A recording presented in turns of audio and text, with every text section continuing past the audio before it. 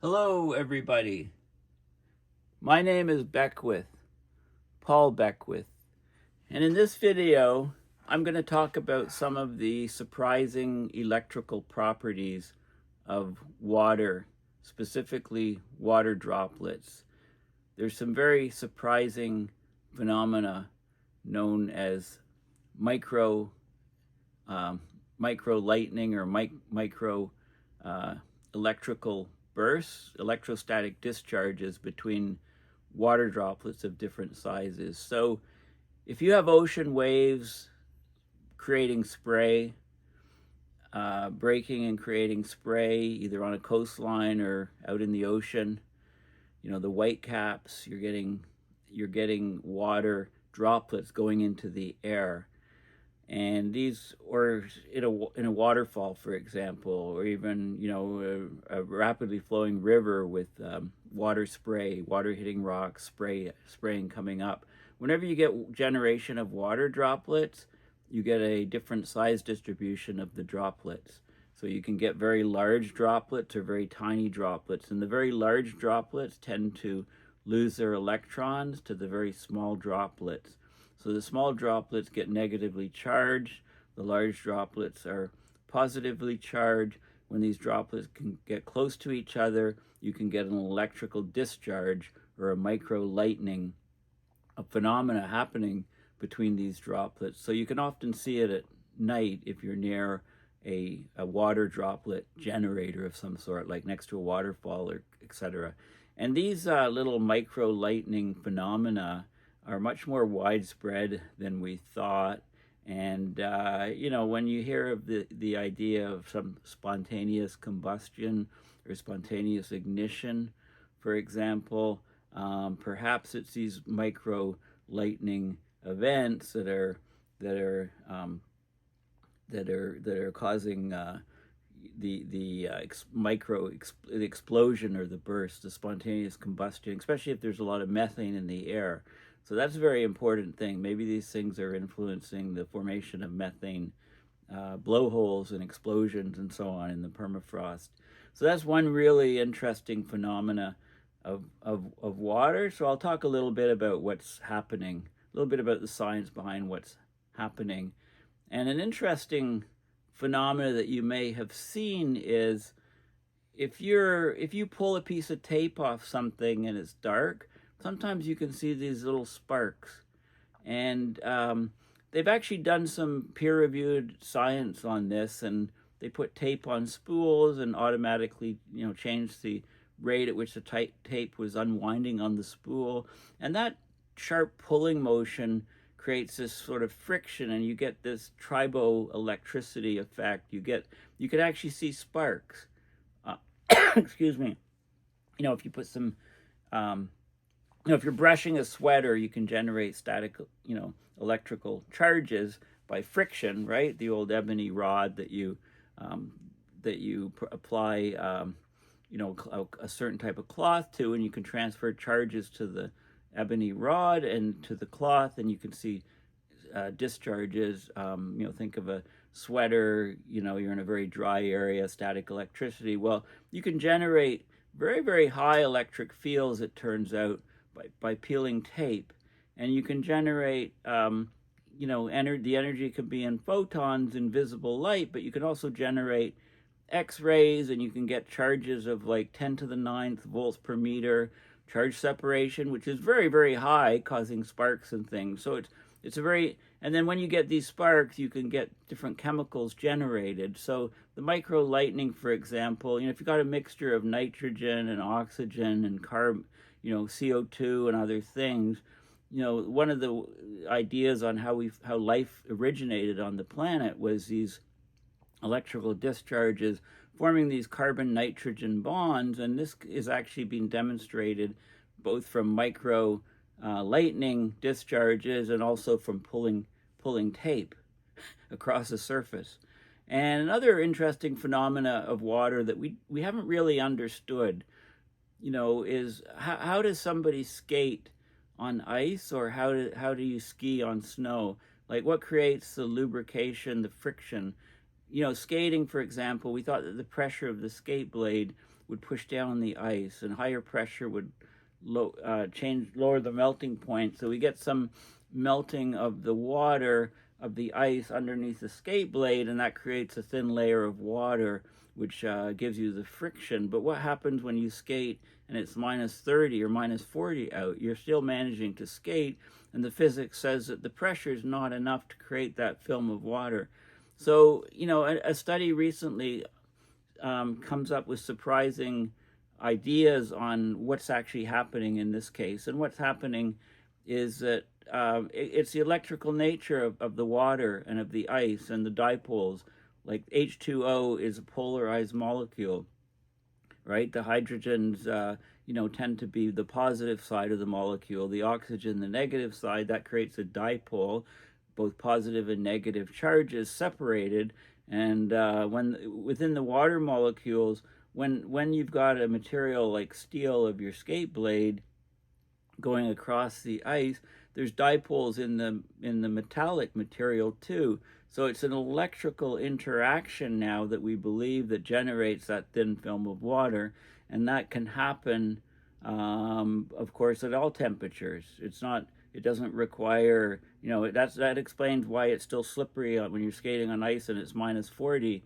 And also, you know, if you're skiing on very, very cold snow, it's very cold out, you still get a lot of, you know, you can still ski. Your skis don't get stuck in the snow. So that pressure theory on creating the film of ice we need to throw that out and look at the new stuff. So this is really kind of fascinating science, fascinating physics, if you like. So I thought I would, you know, do a video on this. So this is a view of water droplets that have been formed. The large ones are positively charged, the negative one is negatively charged. You get a charge separation, so you get lightning bolts between these. And, you know, you can actually see these things. So I'm going to talk about microlightning, but let's go first of all to this new study, which rewrites our understanding of one of the most common substances on Earth, water. It turns out that we may have been totally wrong about what makes ice slippery. So this is just a recent article in Popular Mechanics, and you can see. So, you know, it's an oft-cited science fact in quotes, because it's not actually a fact, it's not true. But we've thought that ice is slippery due to pressure or friction, right? Maybe the friction of the blade moving across the ice melts some, creating the thin film of water.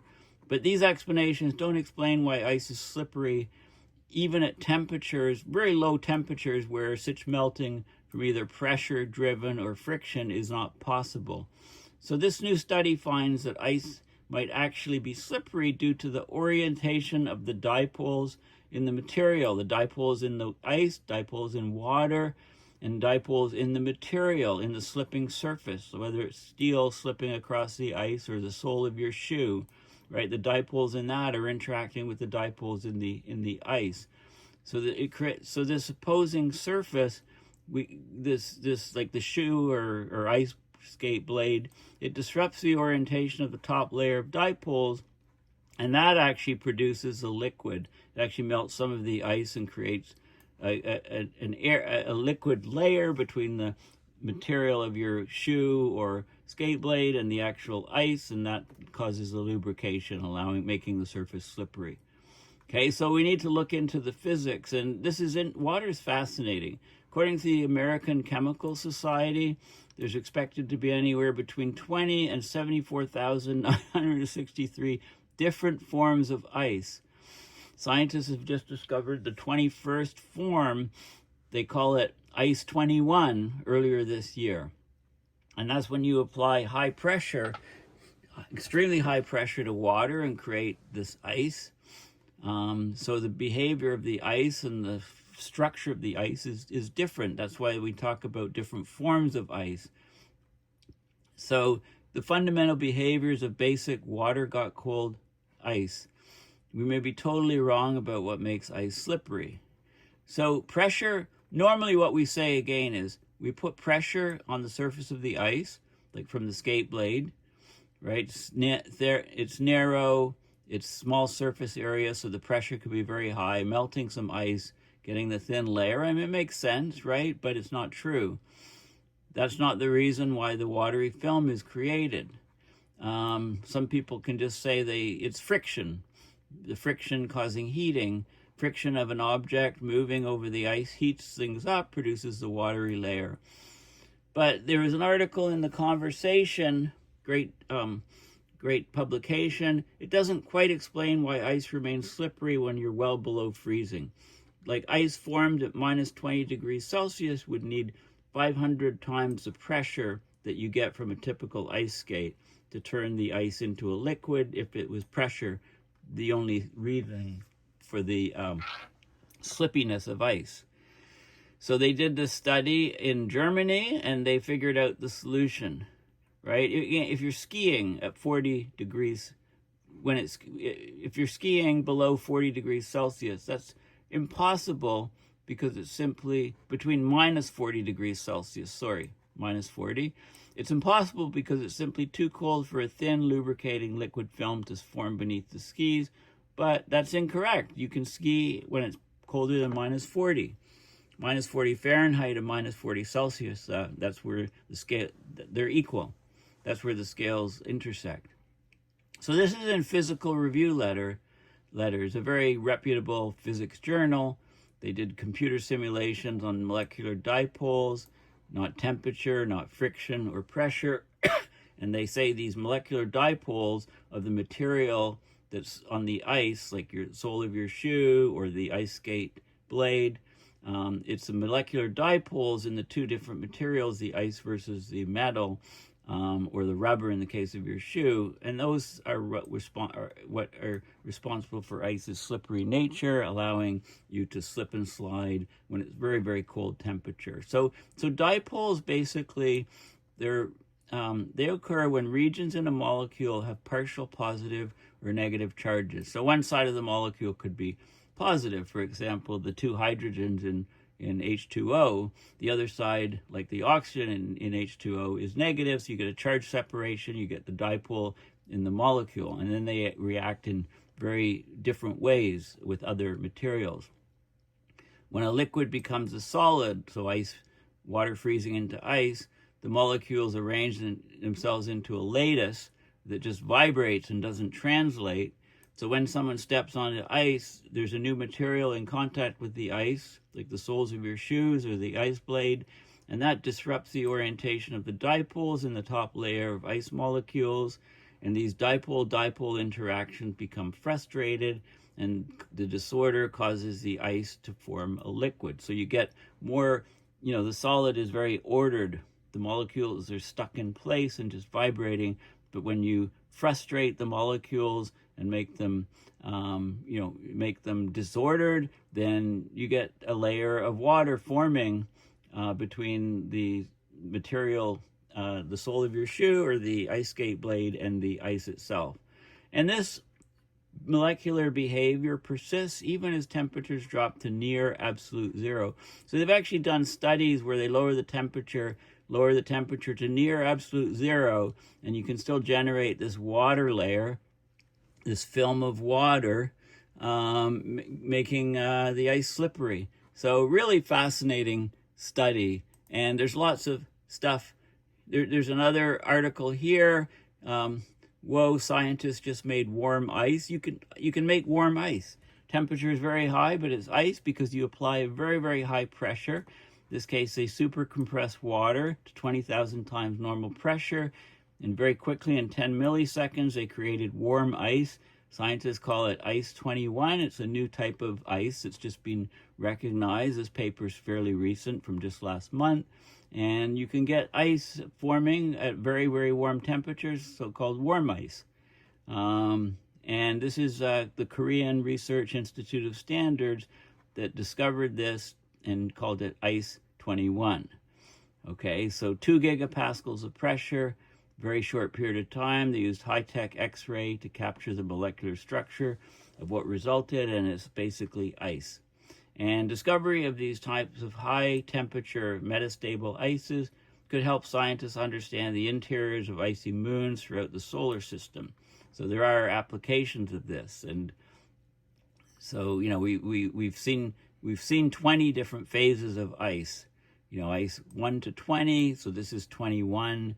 Again, Nature Materials, very reputable journal, Korean study. They use diamond anvil cells to squeeze the samples under immense pressure. They used X-ray, free electron laser, X-ray lasers, and sophisticated equipment, and they detected this super compressed metastable ice form, Ice 21. Well, how many different types of ice are there? I mean, there's a lot of really interesting stuff on the details of what they've done here. And this is a paper that was just published recently, multiple freezing melting pathways of high density ice through Ice 21 phase at room temperature, loads of authors, and they did the scientific study on this material, and this is the peer-reviewed paper. And there's loads of material science in this, loads of different types of analysis of the phase change from water to ice. Very, very sharp transition, different crystallizations of the water, and it's basically a new form of ice that they've developed. Very technical paper. This is a good video exploring the 74,963 different kinds of ice. I bet you didn't know. I bet, I thought there were 75,000 different kinds of ice. So I stand corrected. There's only 74,963 different kinds of ice. And you can find out how we know that. So far we've only experimentally determined the crystal structure for 19 times of ice, or maybe 20, well now 21, right? So there's, anyway, this is a 10-minute video talking about all the different kinds of ice and what it means. It's fascinating. All the links are in the description. The sticking point, why physicists, this is the conversation article from about a year and a half ago. The sticking point, why physicists are still struggling to understand ice's capacity to adhere and become slippery. So this is all about, talks about sort of the history behind ice slippiness and our study of it. And, the different theories as to why ice is slippery. And, of course, with the new, so here, there's different microscopy of the different ordering of the molecules in the ice. And, they talk about the new study, optimal temperature for skiers, -7 degrees Celsius, the minimum value of the coefficient of friction. So if you're going to go skiing or skating, -7 is the best time because that's when the ice is slipperiest, or the snow is when you're skiing. And they talk about the problem when you go to lower and lower temperatures and ice still being sticky. And here is where an ice cube stuck to a cold metal bar, right? So you just take this out of the freezer. If the material is colder than the ice is sticking. Of course, we think of ice being slippery, not sticking, but there is this case. You can don't put your tongue on a cold surface. You're going to get stuck to it like this ice is. So a very good study. This is the actual peer-reviewed paper in Physical Review Letters. Cold self-lubrication of sliding ice. So the low kinetic friction, kinetic moving is friction when an object's moving over another object, between ice and numerous counterbodies like the sole of your shoe, the ice skate blade, commonly attributed to an interfacial water layer right between the material of your shoe and the ice, the thin water layer. And why does that water layer form? Well, we thought could be pre-existing surface water or melt water from high pressure or frictional heat. But those don't work because they, do experiments, lower the temperature even more.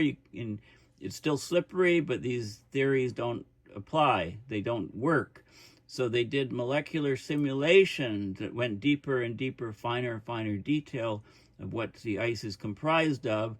And they find that the ice surfaces liquefy without melting thermodynamically, but it's because of displacement of molecules in the ice that are they're displaced by the contacting surface, the ice skate blade or your shoe, and the dipoles of the material react with the dipoles of the ice, and you get this self-lubrication, right? And that happens even at very, very low temperatures. So I'm not going to go into all of the physics and the details of this. I just wanted, you can, if you're interested, you can peruse this paper. But basically, you're deforming the surface. The molecules are all deforming because they become disordered. The orderly array of the ice in solid phase gets randomly gets pushed and broken up and disordered, and that creates a water layer here. So it's a dipole interaction from the material and the ice itself.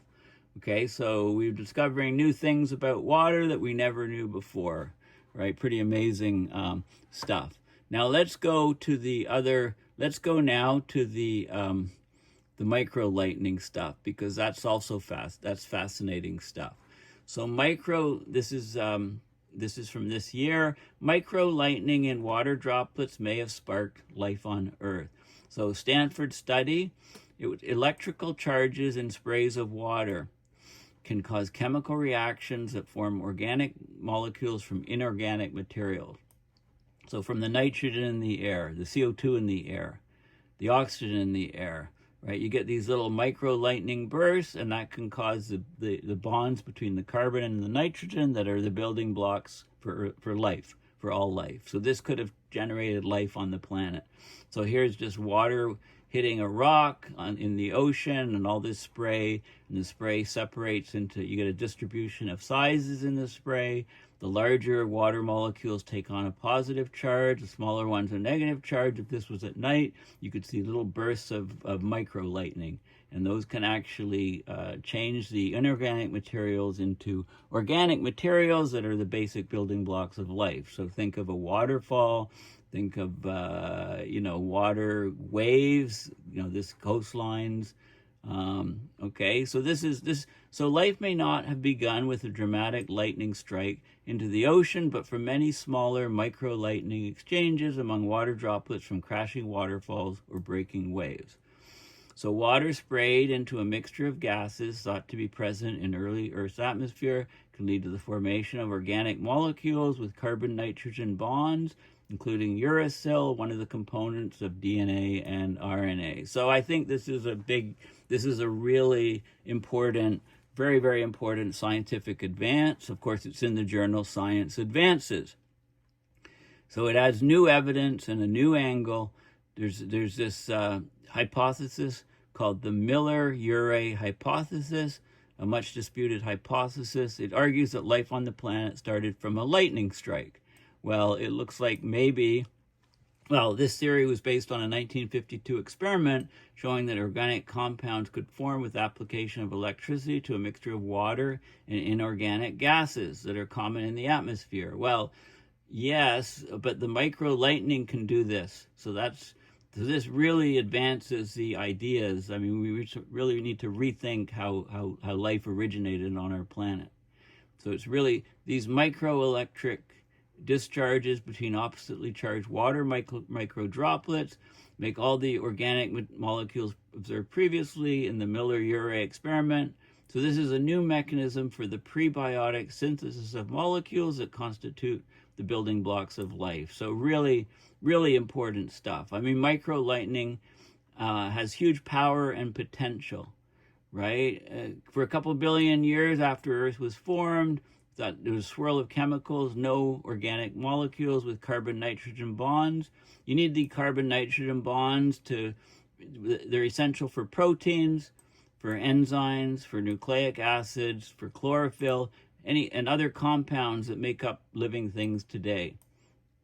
And how they came about has long puzzled scientists. But this is ubiquitous. Whenever you get moving water, white caps on an ocean, coastal water breaking against rocks on coastlines, waterfalls, all those things can generate microlightning, which can generate so these things happen all the time and everywhere, not like large scale lightning storm bursts. So I think this is pretty much going to be, lots of research will be done on this, but basically I think we know the origin of life on this planet now. It's this microlightning.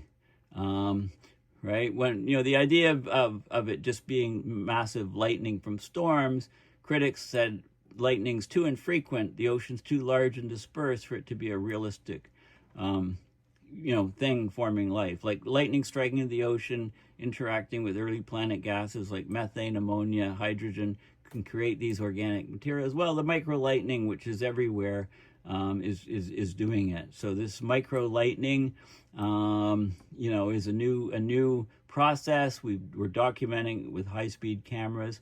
They're hard to see.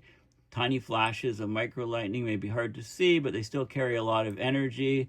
So they've done the experiments, and they can form all kinds of organic molecules with carbon-nitrogen bonds, amino acids, and stuff like that. So these little microlightning sparks are are vital, and they can probably be used in many industrial processes to produce ammonia, key ingredient in fertilizer, hydrogen peroxide.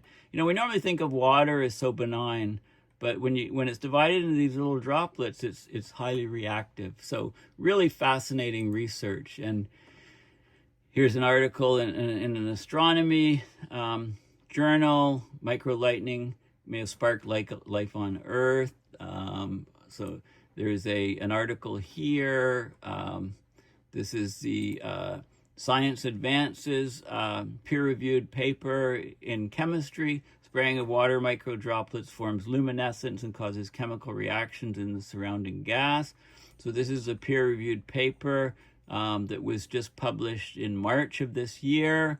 They have different, they use the sound waves to levitate water droplets, and they used electrodes to create an electric field across, and they levitated the droplet. They managed to change the sound frequency and change the structure of the droplet. They created a water ring here, and then they could generate more acoustics and break up the droplet acoustically, generating these little different water droplets of all different sizes. And then they put a voltage across these electrodes. So the positive electrode here, all of the negatively charged droplets went over. Whoa, they were mostly the smaller ones. And then the positively charged droplets went over to this electrode. They were mostly the bigger ones. So they could get the charges on the different droplets and how many are produced. And then they looked at the different molecules like ethane and different types of organic molecules, and they did analysis of what was there. And then after the electrodes generated the power, and they got the microlightning events, they got more molecules created, and they found that all the molecules of life could be generated by this microlightning or microelectricity. So micro discharges. This is a large water droplet, positively charged, small water droplet, negatively charged, generates a micro discharge, and then you get all these different chemical reactions going, and you can see the different frequencies identifying specific bonds, different frequencies associated with different bonds. And so you could identify the molecules that were in, and this is basically probably, I'm sure this is how life was started on the planet. So really, really interesting. This is really fascinating stuff. I mean, there's some lightning. Talks about the famous 1950 experiment with the big lightning bolts, and they can show, look very closely. I couldn't see them, but I got expanded full screen and maybe turn off the the lights in the room, so they show droplets spraying, smaller droplets being generated, the discharges. I mean, it's really, really cool stuff. This is very simple experiments. You can do this stuff in your home. What was the Miller-Urey experiment, right? So really, really cool and neat stuff. And then the last thing I mentioned in the intro was Zap. If you peel off tape, so here's some duct tape, and you're unrolling the duct tape, and you do it at various high speeds, and you can get a charge separation. The electrons are mobile. As you pull this tape off, the electrons are mobile, so they can actually stick on the roll, and this is positive charges, charge separation. You can get these little sparks. Take a roll of duct tape, and get in a very, very dark room, let your eyes get adjusted, and then rapidly pull the tape off the roll, and you can see these little microelectric microlightning discharges. And these things can actually be very, very powerful. You can get a charge separation of 10 to the 9th volts per meter, gigavolts per meter. And when you get the discharge, it creates all different frequencies of electromagnetic radiation. The visible ones are the ones that you can see, but you can get much more powerful photons coming off. Even X-rays, and they've shown some experiments where you can get X-rays. And these electrical discharges can, of course, generate, break down all the molecules in the air too. So it's the very interesting microlightning. And this is a Chinese scientist study.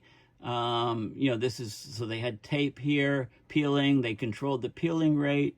And you can even generate, ripping tape loose from its roll releases visible light. But surprisingly, it's also generated X-rays, high intensity photons, right? You can generate electrons in your closet by ripping tape off a roll very quickly, right? So they did a test. They did this test with different rates of unraveling the tape. When they did it slowly at 5 inches per second, they got small electric fields. But when they went to 20 inches per second, you got 1 billion volts per meter. You got huge electric fields, 1 billion volts per meter across the tape. That's an astonishing voltage. Like lightning shoots. When lightning from a storm cloud hits, the voltage is 3 million volts per meter, right? It's only 3 million volts per meter. This is like 1 billion. This is 1,000 million volts per meter from the tape. So you can get much more energy from the electrical discharge pulling the tape than you can from lightning in a storm. I mean, this is just mind-boggling, right? So the triboelectricity effect is sort of the idea of static electricity, sliding raindrop, rustle of our clothes. But the tape experiment created a much higher voltage than most other everyday triboelectric events. Why? Being sticky, the tape peeled off the roll in a jerky way. It's like a slip event, and that can lead to much higher charges than just rubbing things or touching things. Okay, so it's actually, and it's published in the Proceedings of the National Academy of Sciences. Electric tape may lead to greener chemistry. It's an amazing discovery, right? It's totally amazing. Like the electric field gets so high in the tape, it can drive chemical reactions. It could be, it lead to green chemistry. Right? Electricity can do work typically done by chemicals that may be toxic, right? So so there's all kinds of possible applications, and there's a couple peer-reviewed papers associated with this. Here's one of them here. Correlation, this is from 2008, a while back, but correlation between nanosecond X-ray flashes and stick-slip friction in peeling tape. So you can just peel tape and you can generate nanosecond X-ray flashes. So we can all have an X-ray generator, high energy photon electron generator, X-ray generator, just by using that roll of duct tape in our closet. And this is another article. This is in PNAS, reputable journal. Peeling tape produces strong electric fields. And this is June of this year. So generating visible light, generating electric fields of 10 to the 9th volts per meter, 1 billion volts per meter. You can rarely get this intensity of electric field using standard laboratory technique. So every lab basically has duct tape, but using the duct tape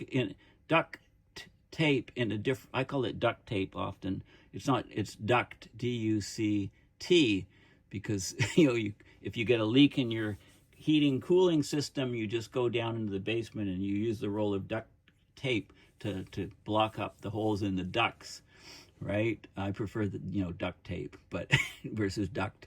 But anyway, you can generate surprising physics with this thing. So anyway, thank you for listening.